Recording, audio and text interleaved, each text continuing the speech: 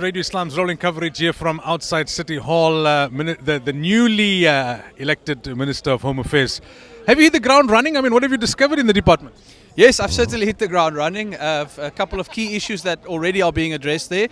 We started with a crisis actually on day one with the visa backlog. So these are all kinds of different applications. Some of them have been dragging along since 2014, and it's created a huge clog in the system when you have 306,000 applications that you haven't processed. So we are focused very strongly on clearing that backlog as an immediate step. And then, of course, what the President mentioned here tonight, when he said that in sectors where we don't currently have skills, we need to actually open our visa regime to bring in people who want to come legally to South Africa and bring those skills, bring investment and bring tourism to our country. So that's a very strong focus. But the other thing is, even this morning I was in an office here in Cape Town where we need to tackle the things that South Africans also deal with on a daily basis in Home Affairs.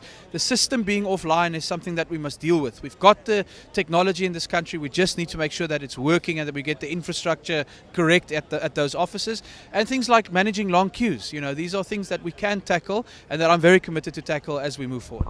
Quick one, right? Visa corruption. We normally talk about foreign nationals not being here legally, but many of them say they want to be here legally, but in order to try and get their papers, they have to pay an arm and a leg, otherwise nothing happens, and many times they still don't get it, or they get fraudulent documents.